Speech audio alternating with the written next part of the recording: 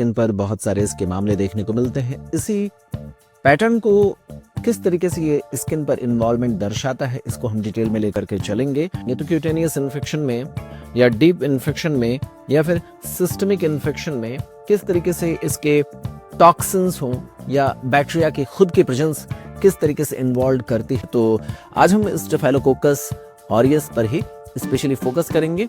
ये क्लस्टर के रूप में पाया जाता है। ये टॉक्सिन्स एक्चुअल में सुपर एंटीजन जैसा काम करते हैं। एंटीजन तो एक चीज होती है जिसकी प्रोसेसिंग थोड़ी मुश्किल होती है। ये जो टॉक्सिक शॉक सिंड्रोम टॉक्सिन्स हो या फिर जो अल्फा टॉक्सिन्स होते हैं, ये टॉक्सिन्स अपने आप में इतने वायरुलेंट प्रॉपर्टीज को दर्शाते हैं कि इसको देखते ही बॉडी सुपर एंटीजन। अब आगे चल करके पढ़ेंगे ब्रेस्ट फीडिंग कराने वाली मदर। कई बार बच्चे जो होते हैं ना, मदर के निप्पल में कट लगा देते हैं और इसके कारण वहां गंदगी होने से स्टेफाइलोकोकस ऑरियस के इन्फेक्शन ब्रेस्ट एब्सेस करा सकते हैं। नमस्कार, हम लोगों ने पिछले लेक्चर में थोड़ा सा इंट्रोडक्टरी डिस्कशन किया था स्टेफाइलोकोकस के बारे में। इसके अलावा हम लोगों ने ये भी चर्चा किया था कि ये स्किन पर इन्फेक्शन कॉज करता है। स्किन पर बहुत सारे इसके मामले देखने को मिलते हैं। इसी पैटर्न को किस तरीके से ये स्किन पर इन्वॉल्वमेंट दर्शाता है, इसको हम डिटेल में लेकर के चलेंगे और ये अपने आप को कैसे बचने का प्रयास करता है, कैसे ये इतना वायरुलेंट हो जाता है। स्टेफाइलोकोकस ऑरियस के इन सारी प्रॉपर्टीज को लेकर के हम यहाँ पर चर्चा करेंगे। हमने बात किया था कि जब ये हमारे शरीर में इन्फेक्शन कॉज करता है तो उसको बहुत सारी लड़ाइयां लड़नी पड़ती हैं। इसको अपने सर्वाइवल के लिए बहुत सारी चुनौतियों का सामना करना पड़ता है। ये बैक्टीरिया हमारे डिफेंस सोल्जर से किस तरीके से बच पाता है, इन सारी चीजों पर हम चर्चा करेंगे। पिछले लेक्चर में डिटेल में बात हुई थी, उसको एक बार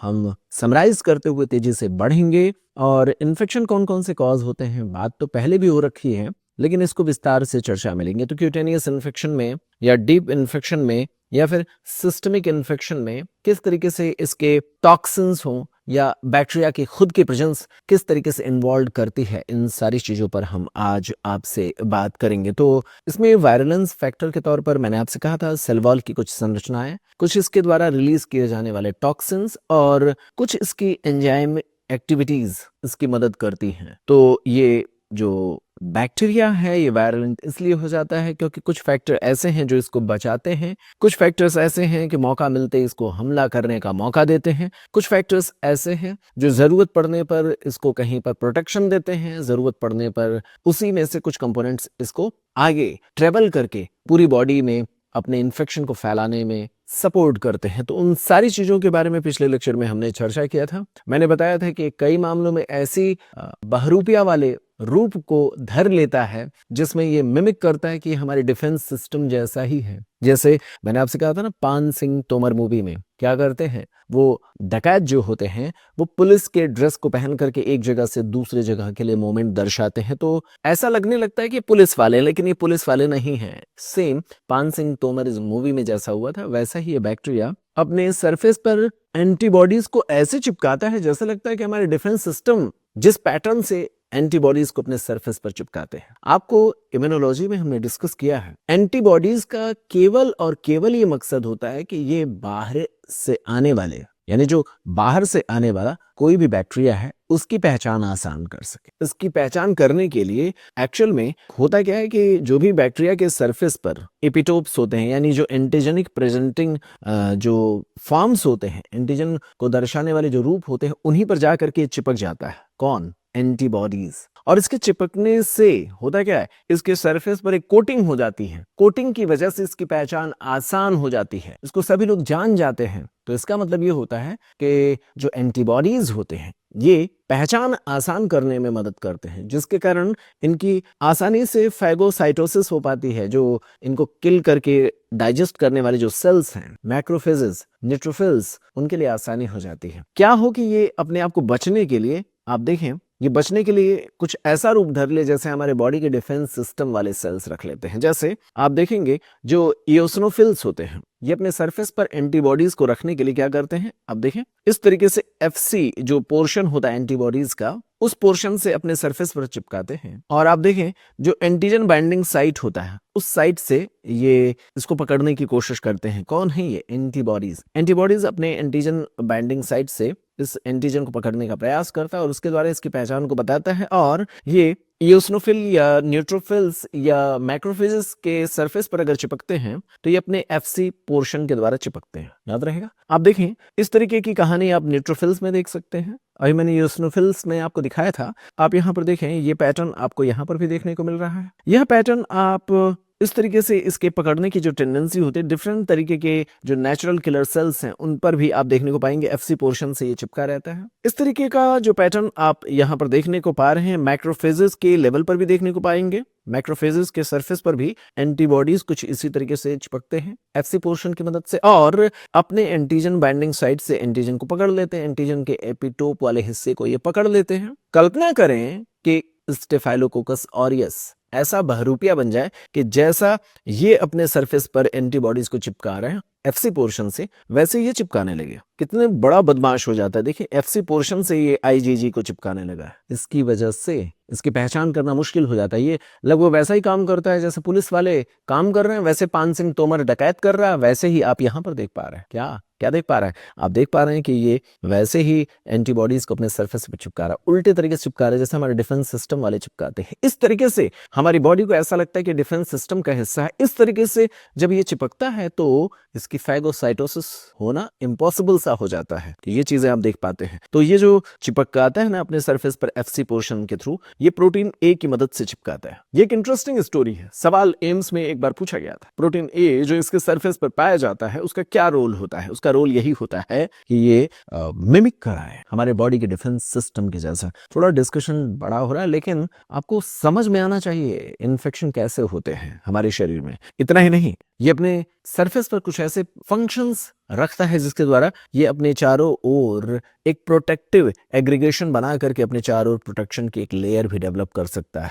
ये बाउंड कोआगुलेज की मदद से कुछ इस तरीके की एक्टिविटीज अपने सरफेस पर रख सकता है। ये सारी चीजें मैंने आपको बताने का प्रयास किया है। तो हम क्या जानते हैं, किसके बारे में पढ़ रहे हैं? आप चलते हैं तेजी से। एक बार इसको शॉर्टकट में पढ़ेंगे फिर इसको डिटेल में ले लेंगे, ठीक है? कई बार हम इसको पढ़ेंगे ताकि एक बार में ही सारी चीजें समझ में आ जाए। तो ये ग्राम पॉजिटिव कोकाई के इन्फेक्शन कॉज करने वाले स्टेफाइलोकोकस ऑरियस की कहानी आज हमारे डिस्कशन का हिस्सा है। तो आज हम स्टेफाइलोकोकस ऑरियस पर ही स्पेशली फोकस करेंगे। ये क्लस्टर के रूप में पाया जाता है। अगर इसकी तुलना हम स्ट्रेप्टोकोकाई से करें तो ये कैटलेज पॉजिटिव होता है, जबकि स्ट्रेप्टोकोकाई कैटलेज नेगेटिव होते हैं। ये नॉन मोटाइल है, ये किसी भी तरीके के स्पोर फॉर्मेशन की टेंडेंसी नहीं रखता है। कुछ ऐसी चीजें जो इसको डिफेंस करती हैं, इसके डिफेंसिव फैक्टर के तौर पर जानी जाती हैं या इसको प्रोटेक्ट करती हैं, तो ये होती हैं इसकी सेल वॉल की संरचना, इसकी कैप्सूल की लेयरिंग, इसकी टिकोइक एसिड की जो संरचना होती है इसके सेल वॉल में, जो बाइंड करती है फाइब्रोनेक्टिन को, और इसके कारण इसका जुड़ना होस्ट के टिश्यूज से पॉसिबल हो पाता है। ये अपने सरफेस पर लाइपोटिकोइक एसिड और पेप्टिडोग्लाइकॉन की लेयर रखता है, जिसके द्वारा मैक्रोफेजेस कई मामलों में टीएनएफ और इंटरल्यूकिन 1 को रिलीज करके अचानक से बॉडी में शॉक को रिलीज कर सकते हैं। ये इसके सरफेस पर पाए जाने वाली कुछ स्पेशल जो लेयर्स होती हैं, जो संरचनाएं होती हैं, वो बॉडी के इम्यून सिस्टम को अलग तरीके से डिसरेगुलेट करती हैं। खासतौर पर प्रोटीन ए के बारे में भी मैंने आपको बताया। प्रोटीन ए क्या करता है? ये कॉम्प्लीमेंट के एक्टिवेशन को रोकता है। इतना ही नहीं, आप देखिए फैगोसाइटोसिस रुक जाता है। क्यों? क्योंकि एंटीबॉडीज वैसे जुड़ते हैं जैसे हमारी बॉडी के डिफेंस सेल्स से एंटीबॉडीज जुड़ते हैं। उम्मीद करते हैं ये चीज आप समझ पा रहे हैं। और इसके कारण ये बैक्टीरिया को होस्ट के डिफेंस सिस्टम से बचाने में मदद करता है। हमारे जो डिफेंस सिस्टम लगता है उसे अपने सेल के जैसा ये बायोफिल्म का फॉर्मेशन कर सकता है। ये प्रोटेक्टिव लेयरिंग की फॉर्मेशन इसके सरफेस पर हमें देखने को मिलती है। तो ये कुछ इस तरीके से होता है टिकोइक एसिड की संरचना। कोआगुलेज जो बाउंड कोआगुलेज कहा जाता है, जिसके सरफेस पर पाया जाता है दोस्तों, ये बाउंड कोआगुलेज क्या करता है? ये कुछ इस तरीके से एक्शन लेगा ये बाउंड कोआगुलेज कि ये कोआगुलेशन कैस्केड को एक्टिवेट कर देगा, जिसके कारण यहाँ पर फाइब्रिन का डिपोजिशन हो जाएगा, और फाइब्रिन के डिपोजिशन के साथ ही यहाँ प्लेटलेट्स का डिपोजिशन हो जाएगा, जो एक बायोफिल्म जैसा, इसके चारों एक प्रोटेक्शन की लेयर जैसा यहाँ पर एनवायरनमेंट तैयार कर देगा। इसके सरफेस पर पाई जाती है प्रोटीन ए, जो कि इसको मिमिक करने में पान सिंह तोमर जैसा डकैत बना देती है, पुलिस के जैसा ये नजर आने लगते हैं। इतना ही नहीं, इसके पास पाई जाती है क्लम्पिंग फैक्टर, जो इसको एक दूसरे के साथ जोड़ने में मदद करती हैं जहां जरूरत पड़ता है। इसके अलावा कोलेजन बाइंडिंग प्रोटीन्स होते हैं, फाइब्रोनेक्टिन प्रोटीन होते हैं, ये एक्चुअल में जाल जैसी संरचनाएं बनाने में मदद करते हैं। कोआगुलेज एक्टिविटीज जो मैंने आपसे कहा, बाउंड कोआगुलेज इसके सरफेस पर पाए जाते हैं, उसी के बारे में यहाँ पर भी दर्शाया गया है। यहाँ पर लाइपोप्रोटीन की कुछ लेयर्स में और भी संरचनाएं पाई जाती हैं। यहाँ पर कोआगुलेज एक्टिविटीज तो हमने कई बार आपको दर्शाया ही। ये अपने भीतर से कुछ टॉक्सिन्स को रिलीज करता है। ये टॉक्सिन्स एक्चुअल में सुपर एंटीजन जैसा काम करते हैं। एंटीजन तो एक चीज होती है जिसकी प्रोसेसिंग थोड़ी मुश्किल होती है। इसकी प्रोसेसिंग के लिए जैसे कहा जाता है ना कि अगर छोटा मोटा गुंडा हो तो पुलिस को पहचानने में मुश्किल आता है। पहले उसको डिटेक्ट करना होता है कि वाकई में गुंडा है या नहीं। छोटा मोटा जैसे मोहल्ले का कोई मवाली है तो पुलिस को क्या करना पड़ता है, वो पहले उसके बारे में इंफॉर्मेशन इकट्ठा करते हैं कि वाकई ये गुंडा है या नहीं, ये बदमाशी करता है या नहीं। लेकिन दाऊद इब्राहिम आ जाए तो क्या होगा? दाऊद इब्राहिम के मामलों में आपको कुछ कहने की जरूरत नहीं पड़ेगी, वो अपने आप में समझ में आता है कि वो बहुत ही बड़ा बदमाश है। तो इसी तरीके से यहां पर आप देखेंगे जो एंटेरोटॉक्सिन्स होते हैं या टॉक्सिक सिंड्रोम टॉक्सिन्स होते हैं, ये जो टॉक्सिक शॉक सिंड्रोम टॉक्सिन्स हो या फिर जो अल्फा टॉक्सिन्स होते हैं, ये टॉक्सिन्स अपने आप में इतने वायलेंट प्रॉपर्टीज को दर्शाते हैं कि इसको देखते ही बॉडी सुपर एंटीजन जैसे एक्ट करते हैं, बॉडी तुरंत तैयार होती है और बहुत ही वायलेंट इसके अगेंस्ट रिस्पॉन्स जनरेट करती है। ये बहुत ही खतरनाक तरीके के ये टॉक्सिन्स होते हैं। तो ये कौन कौन से टॉक्सिन्स रिलीज करता है? TSST1 toxic shock syndrome toxin 1, ये स्टेफाइलोकोकल एंटेरो टॉक्सिन्स को रिलीज करता है, ये अल्फा टॉक्सिन्स को रिलीज करता है। इतना ही नहीं, ये अपने चारों कैप्सूल, पेप्टिडोग्लाइकन, कुछ मेम्ब्रेनस स्ट्रक्चर, कुछ एंजाइम्स को भी रिलीज करता है। पिछले लेक्चर में हम लगातार इस पर बात कर रहे हैं। इतना ही नहीं, ये अपनी संरचनाओं में प्रोटीन ए, फाइब्रोनेक्टिन, लाइपोप्रोटीन, बहुत सारी ऐसी चीजों को रखता है। बहुत ज्यादा डिटेल में नहीं जानना है क्योंकि एग्जाम में आएगा नहीं, लेकिन आपको इतना जरूर पता होना चाहिए कि बैक्टीरिया इतना खतरनाक कैसे बना। तो जो इसकी डिफेंसिव या प्रोटेक्टिव फैक्टर्स होते हैं उसमें cell wall, capsule, teichoic acid, teichoic acid, protein A, biofilm के फॉर्मेशन की टेंडेंसी, ये सभी के सभी इसको मदद करते हैं। तो ये एक बहुत ही इंपॉर्टेंट फैक्टर्स हमारे सामने बन करके आता है। ये कैसे इतना वायलेंट हो पाता है? तो मैंने आपसे कहा कि ये कुछ टॉक्सिन्स रिलीज करता है, जैसे हेमोलाइसिन, ल्यूकोसिडिन। हेमोलाइसिन के द्वारा ये क्या करता है? आरबीसी को तोड़ता है। ल्यूकोसिडिन के द्वारा WBC को मारता है। ये कुछ एक्सफोलिएटिव टॉक्सिन्स को रिलीज करता है जिसके कारण एक्सफोलिएशन का मतलब क्या? स्किन की लेयर ही उतरने लगती है। कैसे, क्यों? तो वो इसलिए क्योंकि जो स्किन की प्रोटेक्टिव कवरिंग होती है वो खराब होने लगती है। तो ये स्ट्रेटम ग्रैनुलोसम जो हमारे स्किन की सुरक्षा के लिए स्ट्रेटम ग्रैनुलोसम लेयर होती है वो डिस्ट्रॉय होने लगती है। इसके कारण पूरा स्किन पील ऑफ हो जाता है। आगे हम आपको इसका एग्जांपल दर्शाएंगे। ये एंटेरोटॉक्सिन्स रिलीज करता है। ये ऐसा एंटेरोटॉक्सिन्स होता है जो हीट स्टेबल एक्सोटॉक्सिन्स होते हैं। यहां मैं कह रहा एंटेरो, तो वो एंडो नहीं है, एंटेरो है। एंटेरो मतलब इंटेस्टाइन, डाइजेस्टिव सिस्टम से संबंधित है। तो आपको इस चीज को समझना होगा, ये एंटेरोटॉक्सिन है। ये एंटेरोटॉक्सिन्स को रिलीज करते हैं।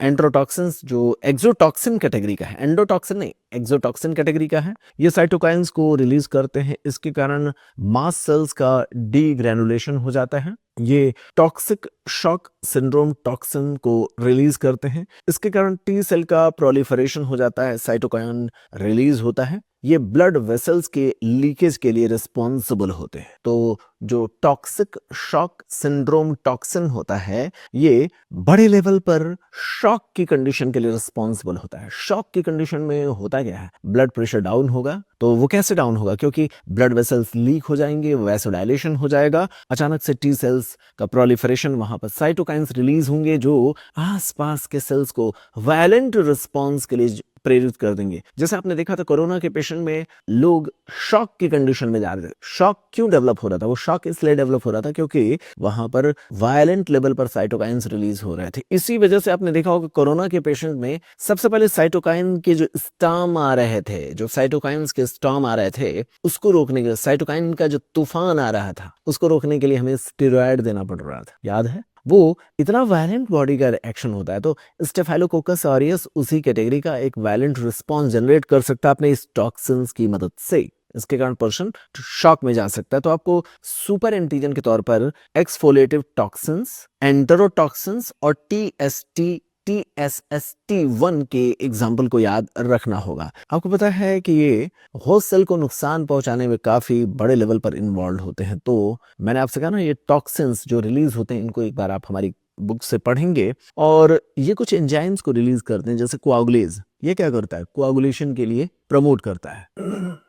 ये फाइब्रिनोलाइसिन जरूरत पड़ने पर उस कोआगुलेशन के प्रोसेस को डिसॉल्व किया जा सके, क्लॉट को डिसॉल्व किया जा सके, इसकी भी कोशिश हो। ये हाइलुरोनिडेज, ये कनेक्टिव टिश्यू को डिग्रेड करता है। एक्स्ट्रा सेलुलर मटेरियल के भीतर जो हाइलुरोनिक एसिड होता है, जो आपस में बॉन्डिंग बनाने में, चिपकाने में मदद कर, उसको डिसॉल्व करके आगे अपने आप को एक्सपैंड करने की कोशिश करता है। तो ये बैक्टीरिया जैसी इसकी जरूरत वैसा काम निकाल लेता है। तो अपने एंजाइम्स की मदद से कहीं लगे तो ये क्लॉट बना सकता है, कई जगहों पर क्लॉट को डिसॉल्व कर सकता है, कई जगहों पर एक्स्ट्रा सेलुलर जो ग्लू होता है उसी को पिघला देता है, कई जगहों पर आप देखें ना, अपने चारों लेयरिंग की प्रोटेक्शन डेवलप कर लेता है।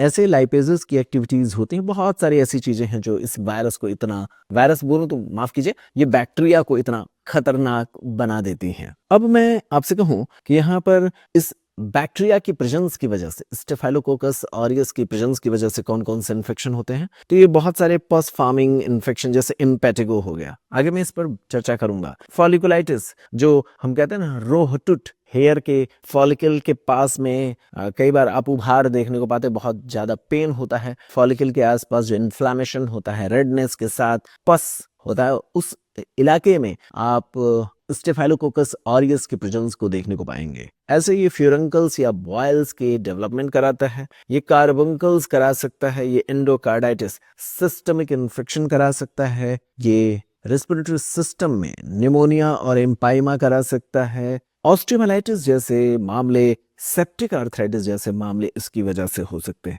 इन सारी चीजों पर आगे हम चर्चा करेंगे। मैं सिर्फ आपको ये बताना चाह रहा हूं कि कुछ ऐसे फैक्टर्स हैं जो इसको प्रोटेक्शन देने का काम करते हैं। प्रोटेक्शन मिलने के बाद ये बहुत ही खतरनाक हो जाता है, कई तरीके के टॉक्सिन्स रिलीज करता है। उन टॉक्सिन्स की मदद से ये हमारे बॉडी में ड्रोन जैसा हमला करने की कोशिश करता है। जैसे ड्रोन हमारे शरीर में दो देशों के बीच में ड्रोन्स हमला करते हैं, वैसे ये हमारे शरीर में हमला करता है। कई तरीके के ये एंजाइमेटिक एक्टिविटीज रखता है, जिसकी मदद से जरूरत पड़ने पर ये कोआगुलेशन करा सकता है, कोआगुलेशन को ये डिसॉल्व भी कर सकता है। ये कई मामलों में अपने इन्फेक्शन कॉज करता है, जैसे इम्पेटिगो, फॉलिकुलाइटिस, ये सब स्किन के इन्फेक्शन है। आप जानते हैं ना, यहाँ तक जो भी मामला है ये स्किन का इन्फेक्शन है। इम्पेटिगो हो, फॉलिकुलाइटिस हो, फ्यूरंकल्स हो, कार्बंकल्स हो, ये स्किन के इन्फेक्शन है साथियों। और ये कई मामलों में ऐसा होता है सिस्टमिक इन्फेक्शन कॉज करता है, जैसे एंडोकार्डाइटिस, निमोनिया, ऑस्टियोमाइलाइटिस या सेप्टिक आर्थराइटिस जैसे मामले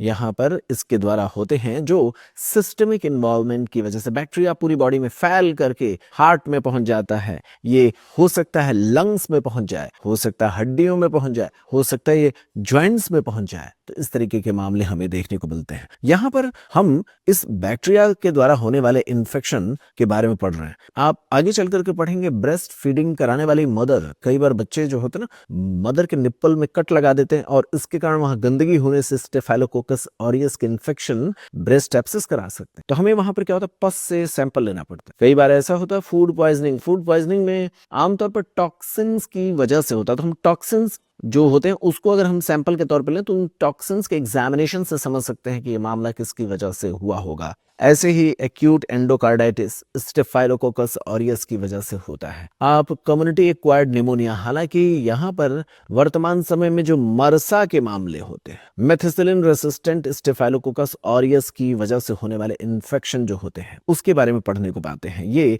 लोकलाइज्ड स्किन के इन्फेक्शन, जैसे मैंने आपसे कहा था, folliculitis, carbuncle, boils, locally wound का इन्फेक्शन, फ्यूरंकल्स, कार्बंकल्स, इन सारी चीजों के बारे में अभी हम जो डर्मेटोलॉजी में पढ़ते हैं उसके इन्फेक्शियस कॉजेज में स्टेफाइलोकोकस ऑरियस का नाम आता है। अगर हम देखें तो ये एक्यूट ऑस्टियोमाइलाइटिस कॉज कर सकता है। तो ये सारी चीजें हमें यहाँ पर देखने को मिलती हैं। आगे चल करके हम एक और चर्चा में लेंगे कोआगुलेज नेगेटिव स्टेफाइलोकोकस। ये दो छोटे छोटे ग्रुप्स हैं, जैसे स्टेफाइलोकोकस एपिडर्माइडिस और सेप्रोफिटिकस, ये दो हमें यहाँ पर पढ़ने को मिलेगा। तो इसके बारे में हम आगे आपके साथ चर्चा करेंगे कि स्टेफाइलोकोकस एपिडर्माइडिस और सेप्रोफिटिकस के बारे में जब आगे हम चर्चा करेंगे तो ये अपने आप में एक बड़ा ही अलग सा विस्तार का पॉइंट बनेगा जो लास्ट में हम चर्चा लेंगे। ये बहुत घातक नहीं होते, they are less virulent bacteria. तो ये कोआगुलेज नेगेटिव एक्टिविटीज दर्शाने वाले स्टेफाइलोकोकस ऑरियस के कुछ एग्जाम्पल होंगे।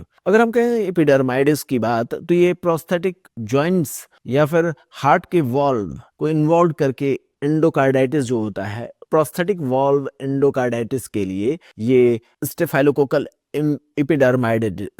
एपिडर्माइडिस का इन्फेक्शन इन्वॉल्व करता है। ये कैथेटर या शंट से एसोसिएटेड इन्फेक्शन के लिए भी रिस्पॉन्सिबल होते हैं। अगर मैं बात करूं स्टेफाइलोकोकस सेप्रोफिटिकस की, तो ये यूरिनरी ट्रैक के आसपास इन्फेक्शन कॉज करते हैं। सेप्रो में समझ ना, फीकल मैटर या उसके आसपास की चीजों से एसोसिएटेड इस नाम को याद किया जाता है। तो यहाँ पर सेप्रोफिटिकस का मतलब आप यूरिनरी ट्रैक के आसपास के इन्फेक्शन के बारे में कल्पना कर सकते हैं। ये कोआगुलेज नेगेटिव स्टेफाइलोकोकस के एग्जाम्पल होते हैं। ये कोआगुलेज पॉजिटिव स्टेफाइलोकोकस से अलग होते हैं क्योंकि स्टेफाइलोकोकस ऑरियस की कोआगुलेज पॉजिटिव एक्टिविटीज होती, इसके पास ऐसी कोई एक्टिविटीज नहीं होती हैं। ये आमतौर पर अगर मैं कहूं एपिडर्माइडिस की, तो ये मेडिकल डिवाइसेस के इन्फेक्शन के साथ एसोसिएटेड देखे हुए नाम हैं। जैसे आप देखिए प्रोस्थेटिक वॉल एंडोकार्डाइटिस, तो वहां पर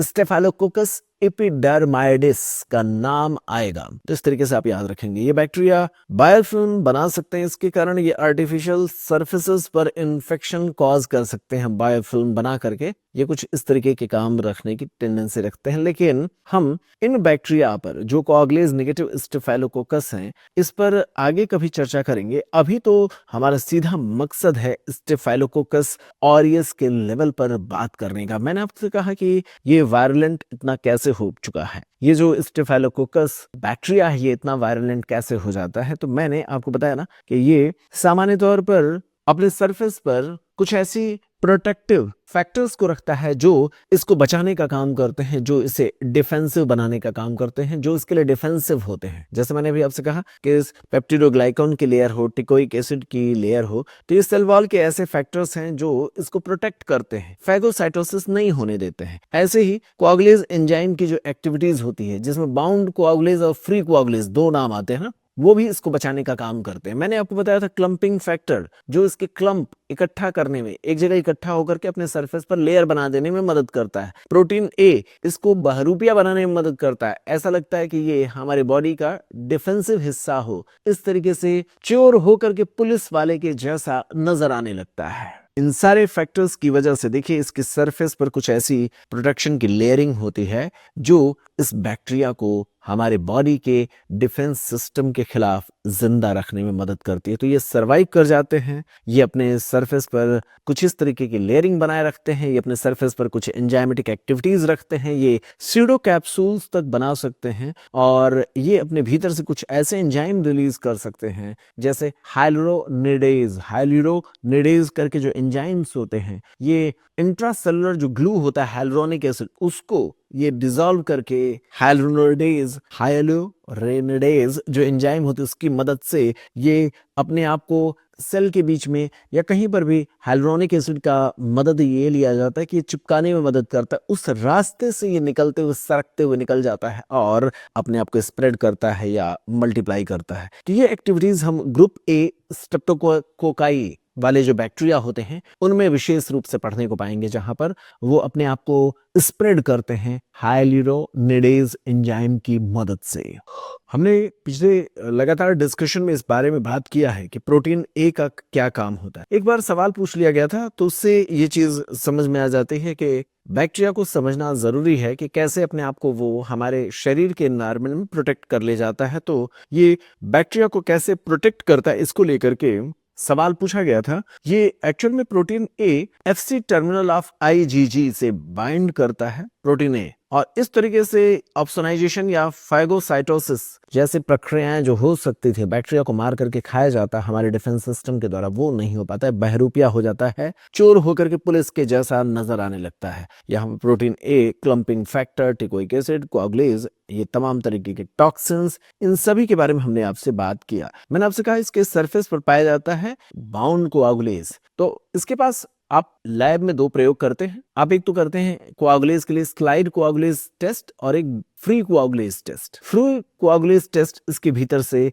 निकलने वाले कोआगुलेज एंजाइम के टेस्टिंग को दर्शाता है। इसके बॉडी सेल साइटोप्लाज्म से रिलीज होने वाले कोआगुलेज एंजाइम के बारे में बताता है। और ये जो बाउंड कोआगुलेज होता है, जो इसके सेल वॉल की संरचना के साथ जुड़ा होता है, ये एक्चुअल में बाउंड कोआगुलेज क्लम्पिंग फैक्टर के तौर पर काम करता है। क्लम्पिंग फैक्टर के रूप में काम कैसे करता है? मैंने आपसे कहा था कि वो एक्चुअल में प्रोथ्रोम्बिन को थ्रोम्बिन में और थ्रोम्बिन बन जाने के बाद फाइब्रिनोजन को फाइब्रिन में बदलने का काम करते हैं। तो होता क्या है कि प्रोथ्रोम्बिन को थ्रोम्बिन में, फाइब्रिनोजन को फाइब्रिन में बदलने का ये काम करते हैं और इसकी वजह से इसके सरफेस पर आप एक प्रोटेक्शन का लेयर देख पाते हैं। ये बाउंड कोआगुलेज की वजह से होता है। ऐसा ही काम फ्री कोआगुलेज भी करता है और इन दोनों की टेस्टिंग हम लैब में तो करते ही हैं, अपने माइक्रोबायोलॉजी के लैब में। फिर हमने यहाँ तक देख लिया। इसके साथ ही साथ ये ऑफेंसिव फैक्टर के रूप में कोआगुलेज टेस्ट कैसे काम करते हैं। तो बाउंड कोआगुलेज क्या करता है?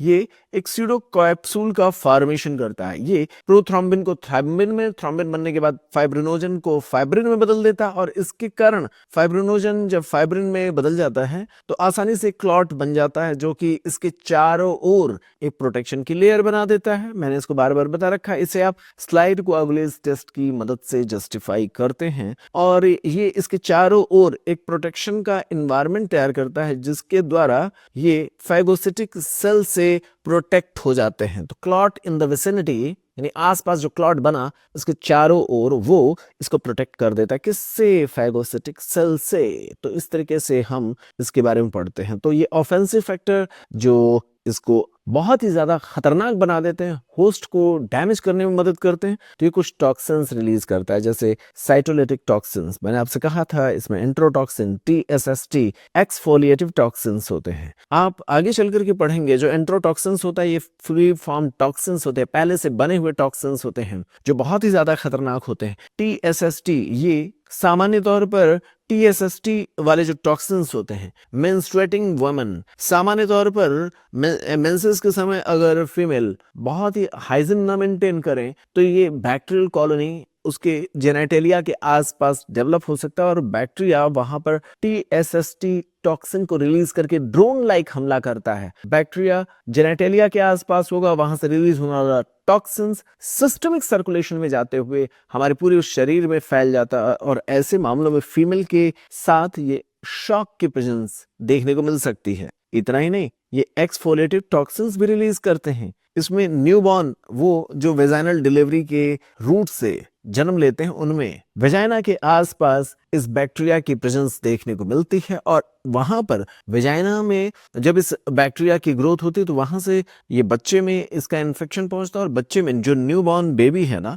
उसको हो सकता है 4 टाइम्स S जैसी समस्या। ये 4 टाइम्स S क्या है? ये रिलीज होता है, क्या करता है थोड़ा सा मैं आपको बताऊंगा। जब मैं आपको बताऊंगा कि ये एक्सफोलिएटिव टॉक्सिन्स जो होते हैं सेल्स के जो प्रोटेक्शन, स्किन की जो प्रोटेक्टिव लेयर होती है इसको डैमेज कर देते हैं और इसकी वजह से हमारे स्किन पर पील ऑफ हो जाता है, स्किन की लेयर उतरने लगती है। इस तरीके के इफेक्ट्स हमें देखने को मिलते हैं। 4 टाइम्स S जिसको हम कहते हैं 4 टाइम्स S, इसका फुल फॉर्म क्या होता है? Staphylococcal scalded skin syndrome. एक बार फिर से सुने, स्टेफाइलोकोकल स्कैल्डेड स्किन सिंड्रोम की ये समस्या होती है जिसमें स्किन उतरने लगती है, स्किन पील्ड ऑफ हो जाती है और इसी का सीवियर फॉर्म रिटर्स डिजीज कहला सकता है। तो इसका सीवियर फॉर्म हम रिटर्स डिजीज के तौर पर जानते हैं। आप इसी से मिलता जुलता पील ऑफ यानी स्किन की लेयर के उतरने की घटना आप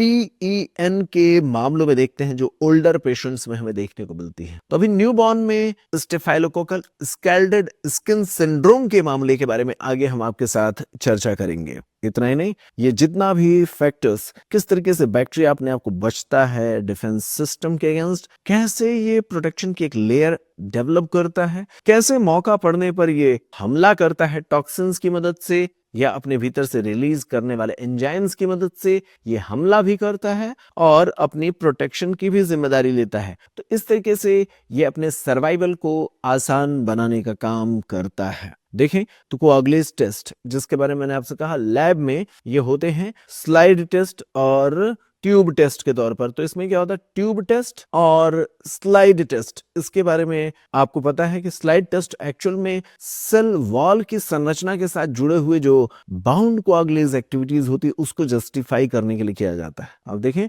अगर ये एक्टिविटीज मिलेगी तो यहाँ पर हमें कुछ क्लॉट के फॉर्मेशन के एविडेंसेस देखने को मिलते हैं। और ट्यूब टेस्ट में क्या होता है, एंजाइम जो रिलीज किया जाता है कोआगुलेज, उसकी वजह से यहाँ पर क्लॉट का फॉर्मेशन हो रहा है, उसको जस्टिफाई करने का मौका मिलता है। तो अल्टीमेटली हुआ क्या, कहीं से भी चाहे वो ब्रेस्ट का एब्सेस हो, ऑस्टियोमाइलाइटिस हो, स्किन पर होने वाले इन्फेक्शन हो, वहां से जब सैंपल हमारे पास आता है तो इस बैक्टीरिया को पहचानने के लिए तमाम तरीके के उपाय किए जाते हैं। इस बैक्टीरिया के नाम में ही इसकी माइक्रोबायोलॉजी की बहुत सारी प्रॉपर्टीज छुपी हुई हैं। कैसे हम इसके बारे में अनुमान लगा सकते हैं, चलिए देखते हैं। ज्यादा डिटेल में नहीं जाना, इसके नाम को एक्सप्लोर करने के लिए बहुत ज्यादा मेहनत करने की जरूरत नहीं है, बस थोड़ा सा पता होना चाहिए अपने भीतर से कुछ एंजाइमेटिक एक्टिविटीज रखता है, जैसे डीएनएज, जिसको आप थर्मोन्यूक्लियस भी कहते हैं। ये फास्फेटेज एक्टिविटीज रखता है, कैटलेज, कोआगुलेज एक्टिविटीज रखता है। इसमें आप स्ट्रेप्टोकोकस से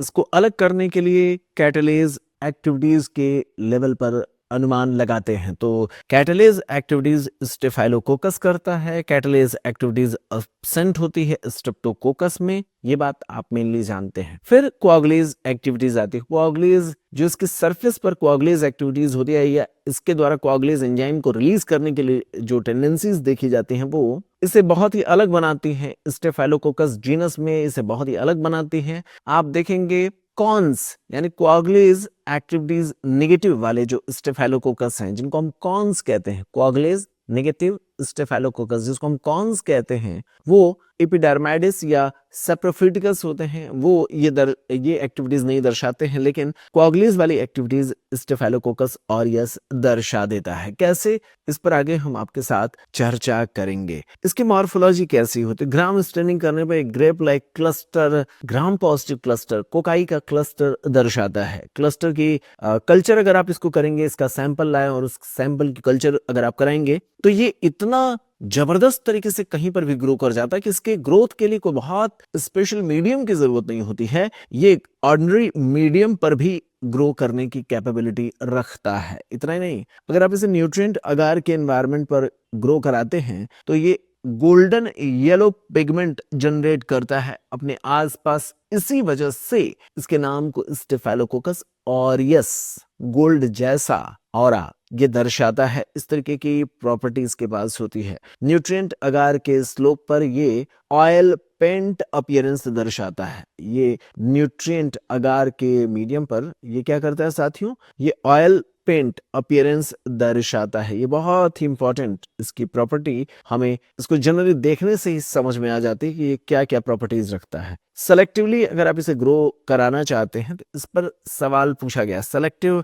जो मीडियम होता है वो होता है लुडलैम्स मीडियम या मैनेटॉल सॉल्ट अगार मीडियम। तो ये लुडलैम्स मीडियम या मैनेटॉल सॉल्ट अगार मीडियम इसके द्वारा देखा गया है। लुडलैम्स में लिथियम क्लोराइड और टेलोराइड के आधार पर बनाए गए कुछ मीडियम में इसको ग्रो कराया जाता है। ये मैनेटॉल सॉल्ट अगार, मैंने आपसे कहा था गर्मी के दिनों में ये बैक्टीरिया बहुत तेजी से ग्रो करती है, इसलिए छोटे बच्चों में आप देखते हैं कि फोड़े फुंसियां गर्मी के दिनों में ज्यादा होती हैं। उसके पीछे वजह होता है यही स्टेफाइलोकोकस ऑरियस। कैसे, ये मैनेटॉल सॉल्ट अगार के मीडियम पर ग्रो करता है। आप इस तरीके से तो लैब में देख रहे हैं, लेकिन ये सॉल्टी इन्वायरमेंट को बहुत ही ज्यादा प्रीफर करता है। इवन 7 to 10% तक सॉल्टी इन्वायरमेंट में ये आसानी से ग्रो करने वाला बैक्टीरिया है। इस आधार पर आप इसकी प्रॉपर्टीज को समझ सकते हैं। तो न्यूट्रिएंट अगार के मीडियम पर अगर आप इसे ग्रो कराएंगे, न्यूट्रिएंट अगार के मीडियम पर, तो ये गोल्डन येलो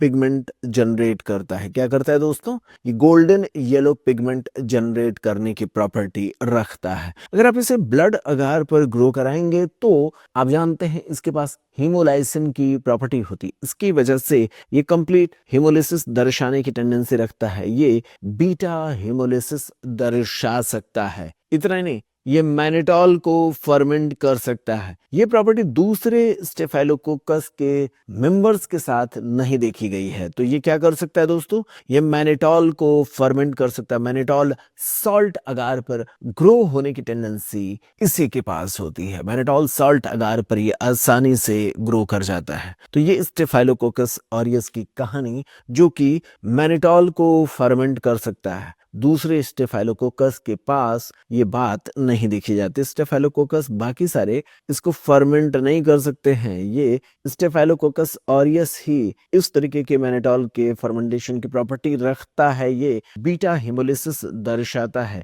ये यूरिएज एक्टिविटीज दर्शाने की वजह से यूरिया को हाइड्रोलाइज करा सकता है। एक्चुअल में ये सारी बातें क्यों पढ़ रहे हैं हम इसलिए पढ़ रहे हैं क्योंकि मान लीजिए आपके पास सैंपल आया ब्रेस्ट एब्सेस का, स्किन के जहां एब्सेस हुआ है या स्किन पर कहीं पर भी फॉलिकुलाइटिस, कार्बंकल, बॉयल्स कुछ भी हुआ है, वहां से सैंपल आपके पास आया, आपने लैब में टेस्ट करा करके कंफर्म कर लिया बैक्टीरिया कौन सा हो सकता है। तो ये हाइड्रोलाइज कर सकता है। यूरिएज पॉजिटिव एक्टिविटीज की वजह से यूरिया को हाइड्रोलाइज कर सकता है। ये डीएनएज को प्रोड्यूस करता है, मैंने आपको बताया, जिसको थर्मोन्यूक्लियस कहते हैं। ये एमआरवीपी टेस्ट पॉजिटिविटी दर्शाता है। ये नाइट्रेट को नाइट्राइट में रिड्यूस कर सकता है। ये रिड्यूस कर सकता है नाइट्रेट को नाइट्राइट में। ये जिलेटिन को लिक्विफाई कर सकता है। क्यों? क्योंकि हाइड्रोनिडेज एक्टिविटीज को अपने पास रखता है। इस वजह से ये काफी वायलेंट होता है। ये सामान्य तौर पर स्टेफाइलोकोकस ऑरियस हेमोलिसिस कराता है। इसी वजह से आप देखेंगे जो स्टेफाइलोकोकस एपिडर्माइडिस, जो स्टेफाइलोकोकस एपिडर्माइडिस बैक्टीरिया है, ये हेमोलिसिस नहीं करा पा रहा है, जबकि यहाँ पर बगल में ही आप देख रहे हैं स्टेफाइलोकोकस ऑरियस की कॉलोनी में आप हेमोलिसिस होते हुए देख पा रहे हैं। यहाँ पर ब्लड अगार पर आप बीटा हेमोलिसिस की कॉलोनीज, इसके आसपास हेमोलिसिस होती है, उन सारी चीजों को देखने का मौका हमें मिलता है। यहाँ पर देखें ये ब्लड अगार पर कैसे ग्रो करता है। ये मेटेलिक टेल्यूरियम को अपनी कॉलोनीज के प्रेजेंस में दर्शाता है। कैसे? ये टेलुराइट को, पोटेशियम टेलुराइट अगार मीडियम पर ये रिडक्शन की प्रॉपर्टी रखता है। ये अपनी कॉलोनीज में टेलुराइट को टेल्यूरियम में कन्वर्ट करता है, जिसके कारण ब्लैक कलर की कॉलोनीज देखने को मिलती हैं। तो ये प्रॉपर्टीज भी इसको बड़ा ही यूनिक बनाती हैं। इस तरीके की कॉलोनी का ग्रो स्टेफाइलोकोकस ऑरियस की पहचान के लिए बेहद जरूरी होता है। ये कैटलेज पॉजिटिव टेस्ट दर्शाता है। इसके पास एक एंजाइमेटिक एक्टिविटीज को कैटलेज के रूप में होती है। इसके पास कोआगुलेज एंजाइम की एक्टिविटीज भी होती है। ये दोनों ही चीजें स्ट्रेप्टोकोकस में देखने को नहीं मिलता है। इस तरीके से हम इसकी पहचान कर ले जाते हैं। अब देखें तो इसके द्वारा इन्फेक्शन जो भी होते हैं वो किस तरीके से डेवलप होते हैं और उसका हमारे लिए एक डॉक्टर के तौर पर कितना इंपॉर्टेंस है, इस चीज को लेकर के हम अगले लेक्चर में आपके साथ चर्चा करेंगे। क्योंकि ये बात बड़ा ही महत्वपूर्ण है कि ये इन्फेक्शन होता कैसे है, क्या इसकी प्रेजेंस होती है, कैसे सिम्टम्स आते हैं और क्या तरीका होता है इससे बचने का। इन सारी चीजों पर हम अगले लेक्चर में आपके साथ चर्चा करेंगे।